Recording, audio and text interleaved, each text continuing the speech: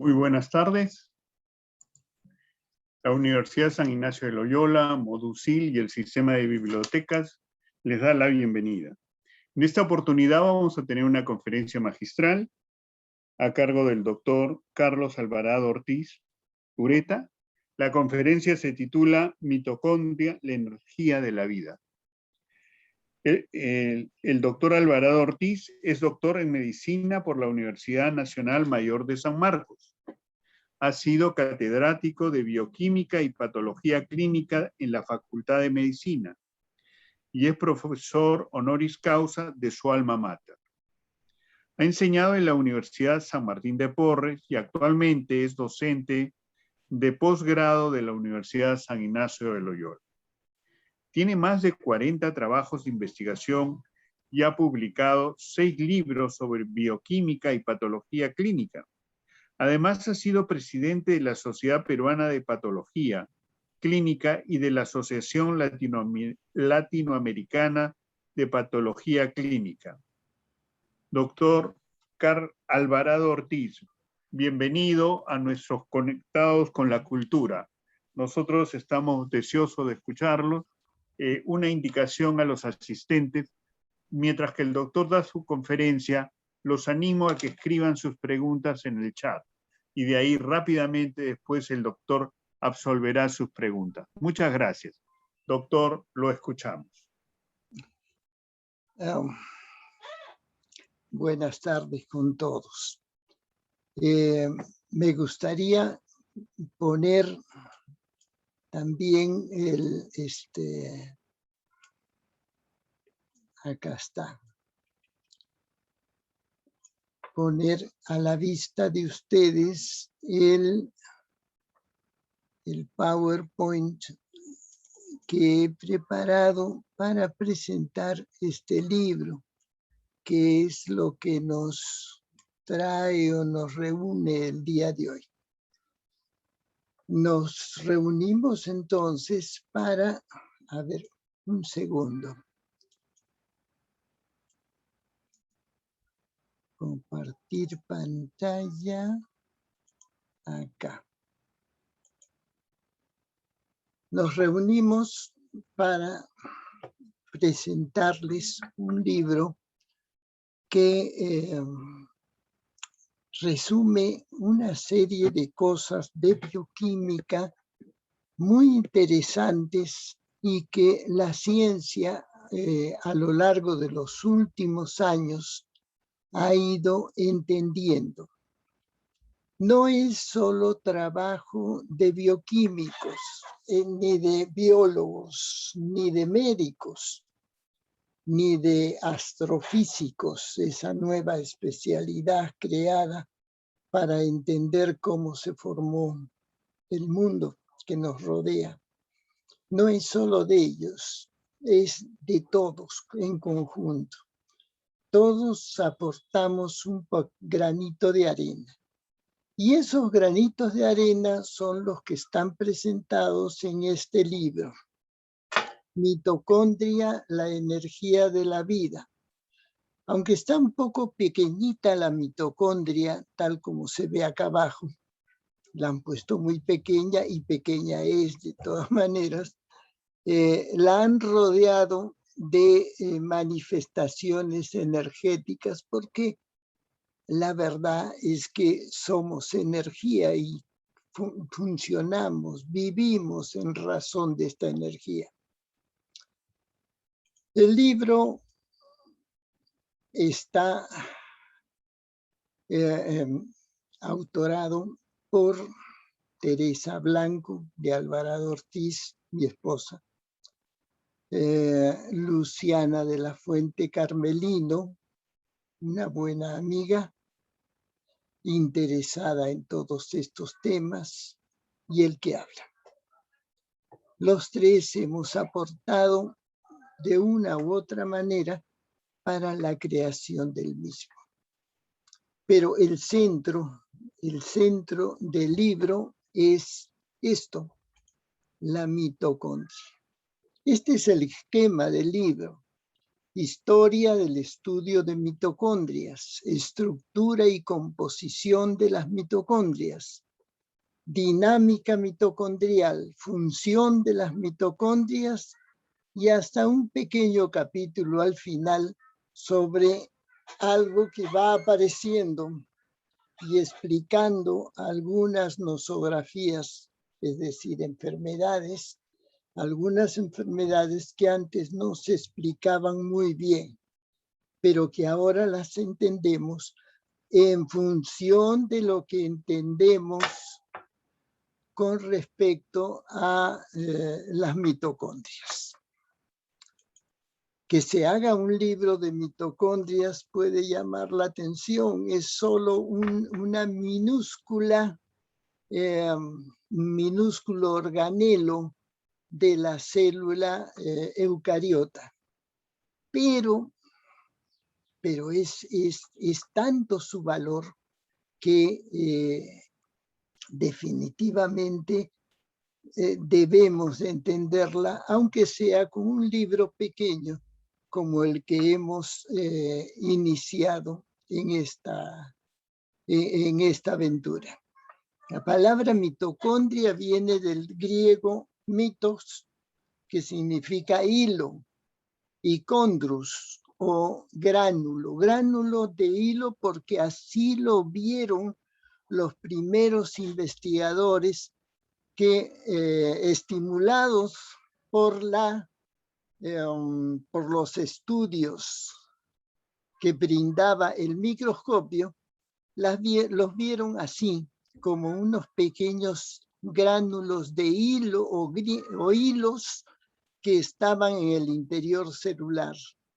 ¿De qué células? Y esto es lo curioso, casi de todas, porque muy pocas son las que se libran de esto. La mayoría de las células de los organismos, sea de organismos unicelulares o sea de organismos pluricelulares como somos nosotros mismos, están formadas por organelos pequeños y tienen mitocondrias. Porque tener mitocondria, como veremos después, significa tener energía. Yo les hago una pregunta y no espero la respuesta de inmediato. ¿Cuánto pesan ustedes? Uno me dirá, peso 30 kilos porque soy muy delgado, otro me dirá 70 porque soy más o menos atlético y otro me dirá, peso 110 kilos.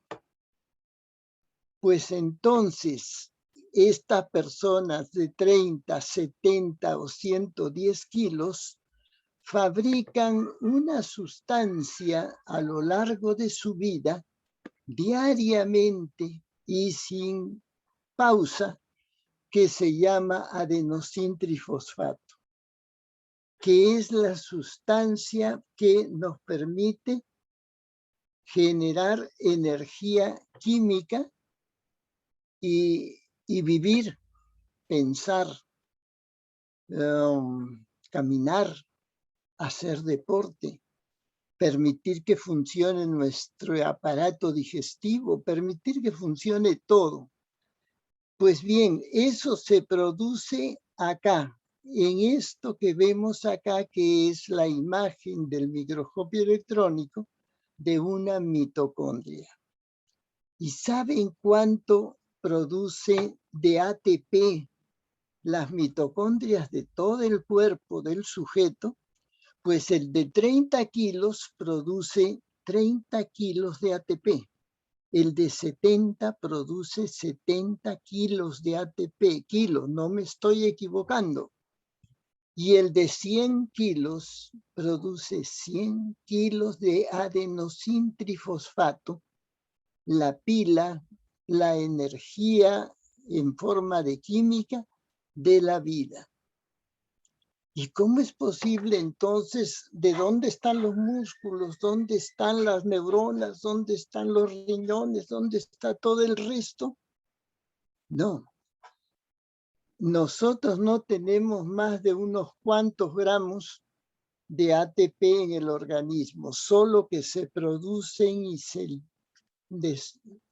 separan, si se vuelven a generar y se vuelven a separar todos los minutos de nuestra vida. Si sumamos todo lo que se produce, yo produzco 70 kilos de ATP diariamente. Las mitocondrias son organelos. Son organelos como lo es el núcleo, como es el ribosoma, como lo es el aparato de Golgi, como es cada partícula que está dentro de una célula. Eso es un organelo. Son estructuras que están en las células llamadas eucariotas, que significan núcleo verdadero, una mala explicación para lo que es eucariota. Eucariota significa vivo por mí mismo, vivo por mí solo, y tengo todos mis componentes dentro de mi estructura celular. Las células aparecieron, eucariotas aparecieron hace 2.000 millones de años sobre la Tierra. Acá les voy a contar algo precisamente para llegar a la mitocondria, algo sobre la historia de la Tierra. Por favor, siempre tomen en cuenta estas cifras para pensar que estamos hablando de millones de años. Según dice los astrofísicos, hace 13.800 millones de años ocurrió el Big Bang. Un nombre que lo pusieron medio en broma, medio en serio, para indicar que fue un instante, una situación especial que se generó hace 13.800 millones de años. Y le pusieron Bang por una sencilla razón. El señor Huxley, el que da su nombre al famoso telescopio que está dando vueltas alrededor de la Tierra, observando la posición actual de los planetas, vio que día a día se iban separando entre sí. Entonces comenzó ahí con un poco de imaginación a pensar, si hoy son así y ayer estaban un poquito más juntos y siguen y siguen y siguen y seguimos retrocediendo, quiere decir que hace 13.800 millones de años todo esto era solo un punto que en algún momento explotó. Ellos no le llaman momento, sino le llaman singularidad. En alguna singularidad explotó y se comenzó a abrir sobre el universo, que dicho sea de paso, para los astrofísicos actuales es finito, no es infinito, es finito, porque hay un momento en que se acaba.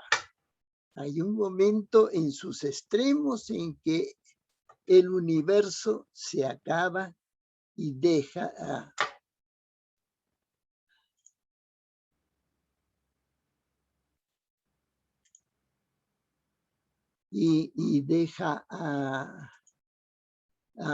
de aparecer toda esa materia. Pues bien, hace 13.800, en un puntito, comenzó una expansión que los astrofísicos han dado en llamar Big Bang. Aunque después han comenzado a pensar que si esta es y sigan mi puntero. Si esta es la situación actual, y esto es lo que sucedió hace 13.800 millones de años, este es el tiempo, antes puede ser que haya habido otro universo que se concentró en un punto y dio lugar al nuevo universo en el cual vivimos. Por eso dejan de hablar de Big Bang y hablan de Big Bounce, es decir, se forma, se desaparece y se vuelve a formar, claro que con millones de años de diferencia, pero eso es lo que pasó, probablemente. Si hace 13.000 millones de años sucedió el Big Bang, hace 4.600 millones de años se formó el sistema solar. Se concentró la materia en un punto que dio lugar a cada una de las miles de estrellas y alrededor de estas, de la nuestra, del Sol, comenzó a girar una serie de detritus o polvo emergente del Sol que giró a su alrededor. Y nació nuestro sistema solar con todas las 7, ahora 8 planetas que existen.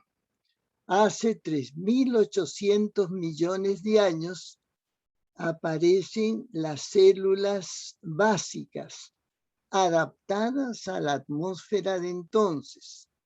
Por si acaso, la atmósfera de hace 3.800 millones de años no tenía oxígeno. Era íntegramente nitrógeno, metano y algunos componentes. Hace 3.800 millones de años.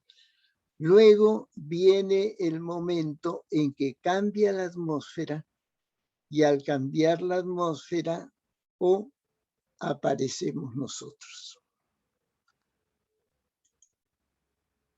La atmósfera primitiva no tenía oxígeno entonces, tenía nitrógeno, agua, dióxido de carbono, monóxido de carbono.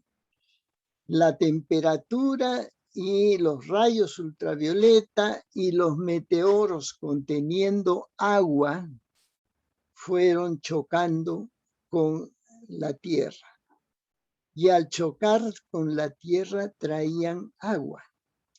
Y en el interior de nuestra Tierra se había formado también agua, la cual por efecto de las erupciones volcánicas y de la temperatura comenzó a botar vapor de agua al exterior.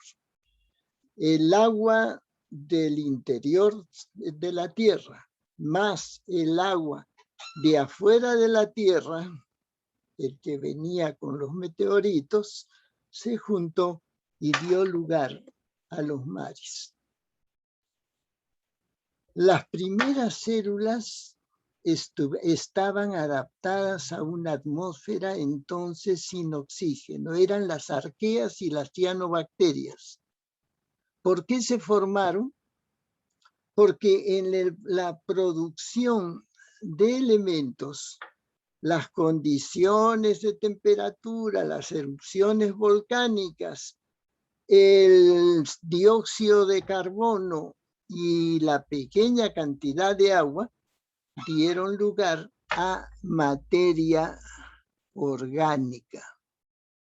Comenzó a aparecer carbohidratos, comenzaron a aparecer aminoácidos bajo estas condiciones. Y eso lo han demostrado los científicos muy claramente. Si se reproducen las condiciones de ese mundo, se generan aminoácidos. Sencillos, libres, pero se generan.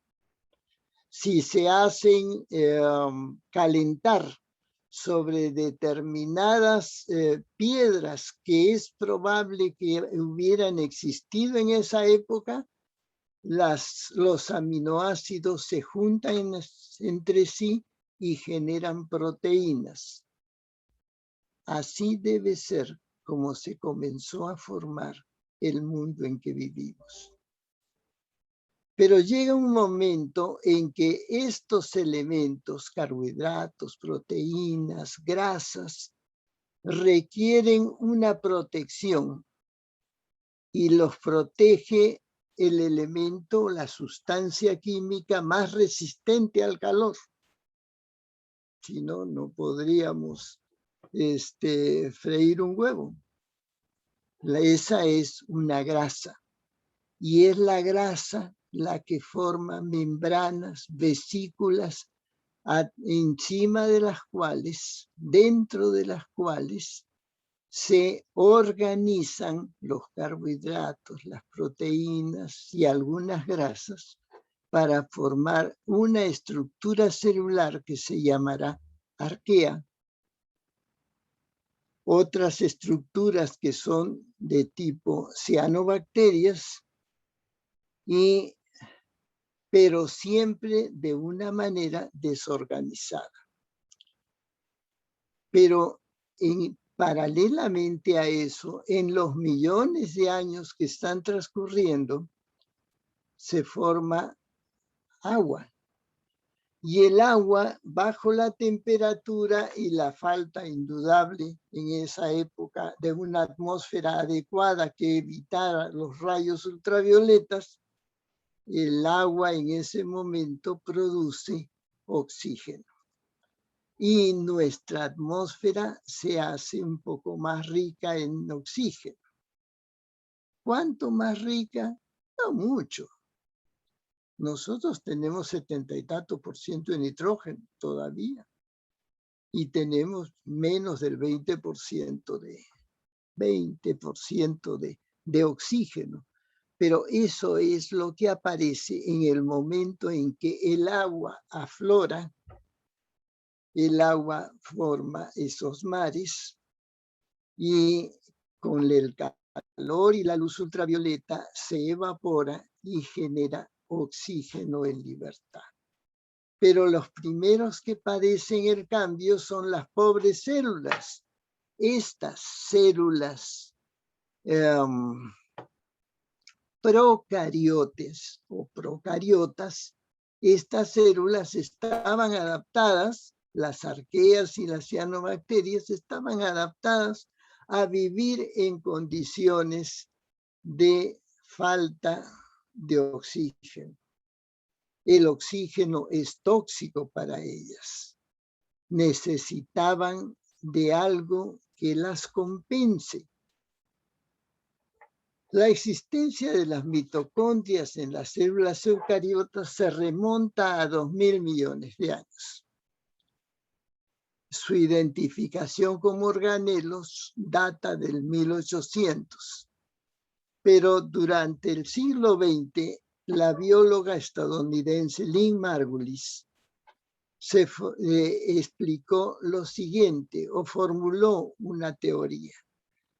Las mitocondrias que permiten a la célula, que habían nacido con esa capacidad de manejar el oxígeno novedoso en la atmósfera, esas mitocondrias, esas bacterias son ergullidas por una bacteria arquea, por una bacteria de vida libre.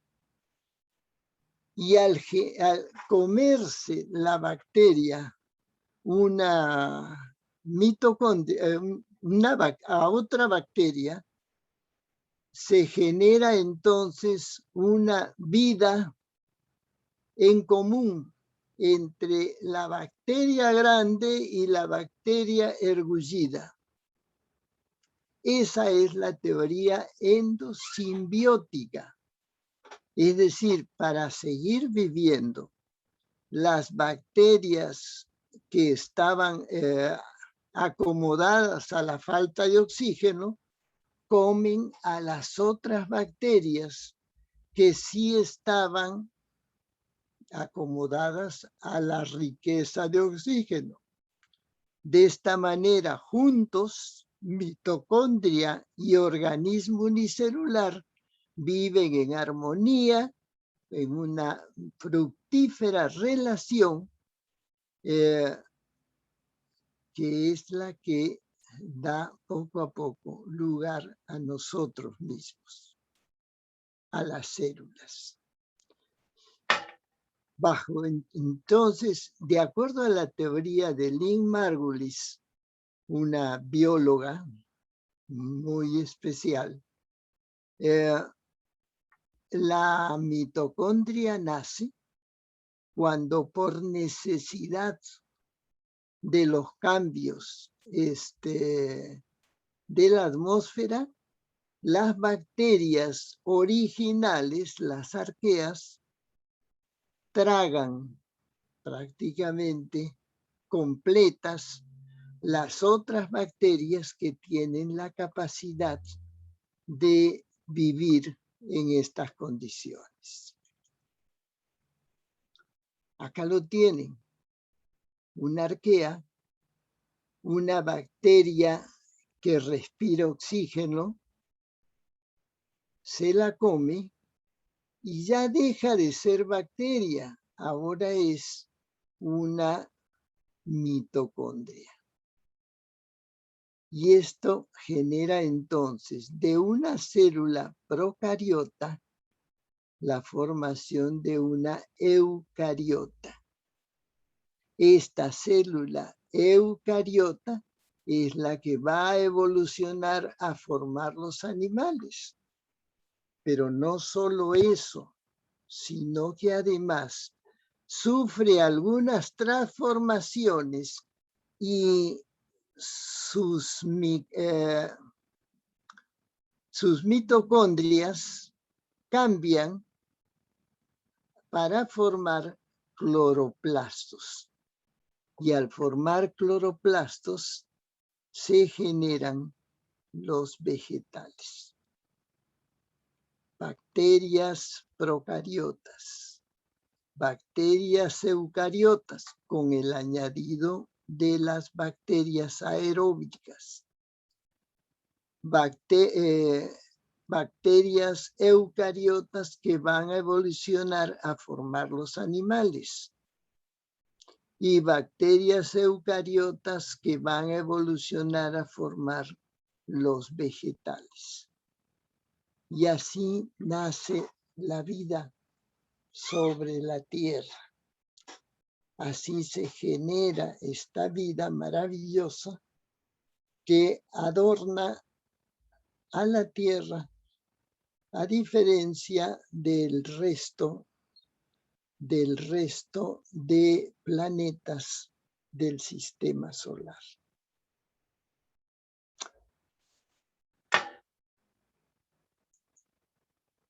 ¿Cuál es la estructura de una mitocondria?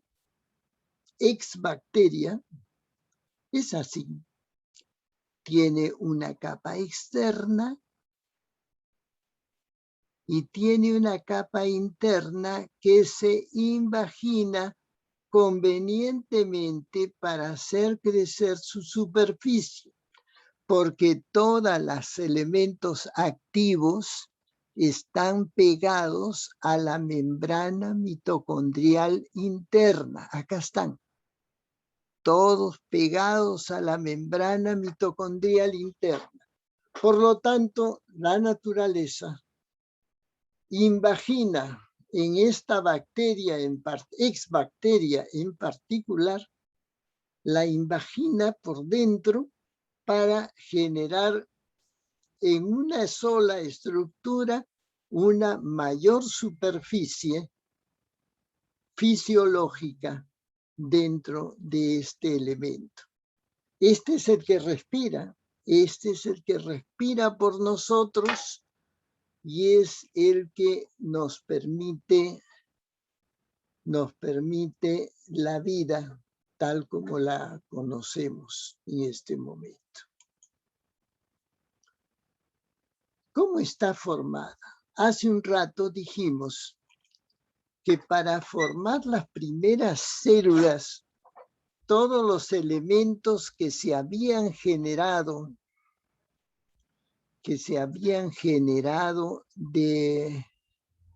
en las primeras millones de años de la Tierra, hacían necesario que se formaran vesículas que albergaban proteínas, albergaban carbohidratos, albergaban lípidos. Y que quien los protegía esta membrana externa. Una membrana esencialmente de lípidos, de aquellas sustancias químicas que son más resistentes al calor, en un mundo que ya se lo imaginan porque todos hemos visto las películas en las cuales de los periodos más antiguos, que dicho sea de paso, el hombre no los vio. El que los vio fue probablemente los dinosaurios, pero el hombre no alcanzó a ver esas múltiples erupciones, porque las múltiples erupciones eran producto del fraccionamiento de Pangea, de esa materia gigantesca que se fue separando y que generó los continentes. Eso no lo vio el hombre, pero sí lo vio la naturaleza.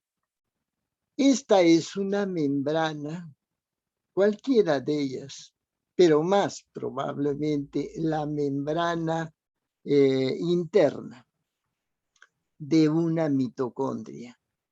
Todas estas pelotitas con dos patitas que ustedes ven acá, en forma de bicapa, una capa arriba y una capa abajo, todas estas corresponden a fosfolípidos. Lo que están viendo o lo que está imaginando el dibujante es esta pelotita corresponde a un glicerol fosfato, mientras que las dos patitas corresponden a dos ácidos grasos de cadena bastante larga y generalmente uno de ellos de naturaleza insaturada. Estos ácidos grasos más el glicerofosfato del extremo son los que constituyen las paredes de la mitocondria. Pero ven también cosas azules. Y estas cosas azules son en realidad proteínas. Proteínas que funcionan como canales de transporte, proteínas que funcionan como enzimas, proteínas que funcionan como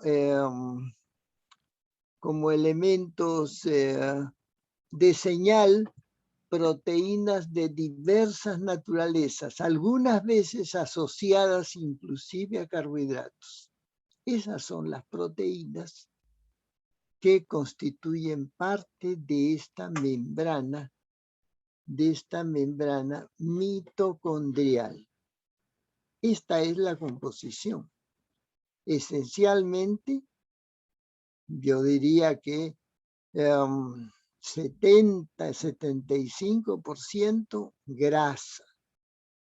Grasa que garantiza condiciones ya no de defensa ante las temperaturas, porque, como les digo, no, nada de eso vio el hombre, pero sí condiciones de fluidez que permiten que estas proteínas se muevan libremente entre las pequeñas pelotitas de glicerofosfato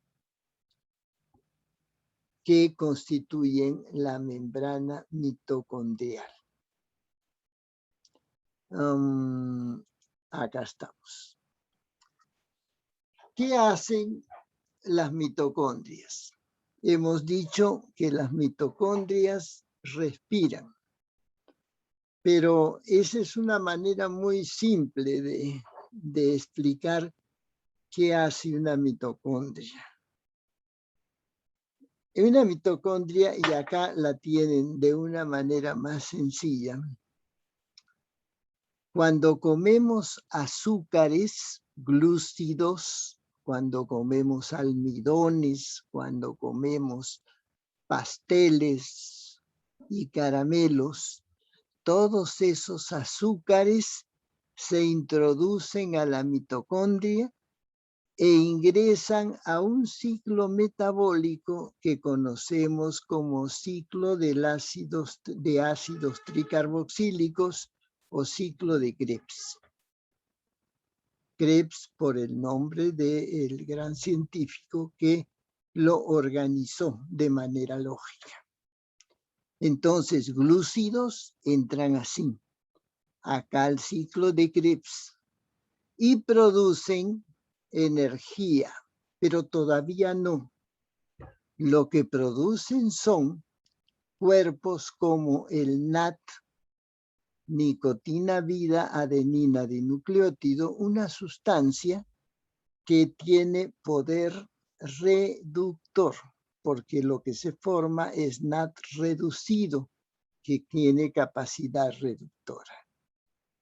Pero si no comemos carbohidratos y nos encantan las grasas, también vienen acá las grasas, se introducen a la mitocondria, se beta-oxidan e ingresan al ciclo de Krebs. Entonces ya tenemos dos elementos, carbohidratos al ciclo de Krebs, grasas al ciclo de Krebs. Nos falta uno, proteínas. Siempre pensamos en las proteínas como los elementos constructores y no nos falta razón, son elementos constructores. Pero ¿alguna vez han visto ustedes a un tigre de Bengala pastando, comiendo pasto? No. ¿Alguna vez lo han visto a un león, el rey de la selva, comiendo pastito, comiendo frutas? No, me imagino que hasta hablarían mal de él. Hay animales que son eminentemente comedores de carne, carnívoros. Pero con esa carne que comen, con esas proteínas que comen, van también a ingresar a la mitocondria, van a entrar al ciclo de Krebs y van a producir NAD, un elemento reducido, NADH más H, que va a ser aprovechado para llevar la energía. La energía nos viene del cielo, nos viene del sol. Por eso nuestros antiguos peruanos adoraban al sol y tenían toda la razón del mundo, adorar al sol. El sol produce una energía radiante que se transforma gracias a esas otras mitocondrias que son no mitocondrias sino cloroplastos. Gracias a ellas se transforma en sustancia química y produce en energía química que produce carbohidratos. Los carbohidratos viene la vaca y se los come y los transforma parcialmente en las proteínas. Nosotros comemos a la vaca y recibimos, ¿qué recibimos? Recibimos al sol, el pasto, la vaca, nosotros. Recibimos la energía radiante bajo la forma de energía química, que está guardada dentro de ese pedazo de carne, pedazo de pan o pedazo de mantequilla que consumimos. Al final, todo termina acá, en la mitocondria. En esa mitocondria hay un ciclo de Krebs, hay NAD reducido. ¿Y qué pasa con ese NAD reducido? Ese NAD reducido es capturado por una serie de elementos que se llaman cadena mitocondrial, que se llaman cadena mitocondrial, y que permite que el NAD que está acá provoque una congestión de hidrógeno en el espacio intermembranoso de la mitocondria, el cual al producir su escape a través de esta proteína que se llama ATP sintetasa, genera adenosín trifosfato. Eso que hablamos, que era casi nuestro peso en adenosín trifosfato, eso es energía. ¿Por qué? ¿Por qué lo hace? Imagínense ustedes que están en su casa igual que yo, que en este momento, y Dios no quiera, comience un temblor. Todos partimos la carrera. Si hay 5 personas en la casa, queremos pasar a través de la puerta, nos empujamos unos a otros. Todo eso es energía. Igual pasa con estos hidrógenos. Pasan a través de la ATP sintetasa, concentran la energía y transforman ADP usado en ATP. Pues bien, esto se produce en la mitocondria y cada segundo de nuestra vida, porque dependemos de él. Tenemos que darle la vuelta y producir ATP en una proporción de, como hemos dicho, 70 kilos de ATP cada día. Esto es un ATP. El ATP es adenosina, ribosa, trifosfato. Y acá, en esta unión del tercer fosfato, está metida la energía. Por algo dijo Einstein alguna vez, si solo liberáramos la energía que hay en un terrón de azúcar, pero pudiéramos liberarla, fabricaríamos una bomba atómica con un terrón de azúcar. Eso es lo que está acá, en este enlace chiquitito, para permitirnos crecer, para permitirnos caminar, correr, jugar, leer, escribir y todo lo demás que hacemos en esta vida. El último capítulo está dedicado a un inicio de enfermedades mitocondriales, de las cuales nunca se hablaba antes, ya se está hablando. ¿Por qué? Porque miren, acá está la mitocondria, medio palidona, pero ahí está. Y ahí se produce ATP. Y este ATP sirve al hígado, al ojo, al corazón, al músculo, al cerebro. Dicen que el cerebro es uno de los que más gasta, por lo menos en algunos, no estoy seguro que en todos.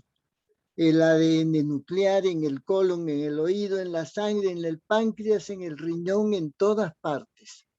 Por lo tanto, si la mitocondria falla, falla la producción de ATP. Y si la producción de ATP falla, falla todo el cuerpo. Eso es lo que está explicado en este pequeño libro, que lo único que trata es de llamar la atención de todos ustedes, los que tienen biología, nutrición, medicina, todas esas cosas medio complicadonas, pero llamar la atención sobre algo que es vital. Si no entendemos la ciencia, no entendemos nada y estamos jugando con esto. Gracias, señores. Nada más entonces para presentar el libro.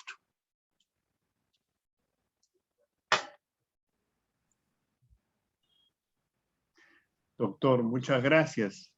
Nos ha asombrado sus conocimientos. No, no es gran cosa. Nos apetece leerlo, o sea que creo que hay que adquirirlo. Es un gran libro. Sobre todo lo que nos ha hecho la introducción, creo que ya podemos adentrarnos los que no somos de la carrera para poder leer un poco más. Estamos muy agradecidos. Es un gran libro, es un librito pequeño de unas cuantas páginas, 128 páginas, no es gran cosa, pero ayuda a entender este tema. Nos ha encantado, doctor. doctor. Un gusto estar con ustedes. Voy a ver, creo que hay una pregunta, doctor, para no desairar a nuestros sí. A ver, no, gran charla. O sea, es un piropo de una persona que manda y le dice que es una gran charla, doctor. Y de ahí no soy de la carrera, pero me dejan queriendo saber más. Muy bien, o sea, doctor, gracias por habernos enseñado desde el cosmos hasta llegar a la mitocondria. Muy bien, muchas gracias, doctor. Muy reconocidos al fondo, que ha sido el auspiciador de esta conferencia magistral. Muchas gracias, doctor. Gracias, entonces. Hasta luego. ¿Cómo hago? ¿Cómo cierro esto? Solamente se escapa, doctor. No, solamente. Ya. Claudia, los interesados de adquirir el libro, no sé, a ver, un ratito. Los interesados de adquirir pueden escribir al correo del fondo editorial, fondoeditorial@usil.edu.pe. O sea que ya saben. Gracias.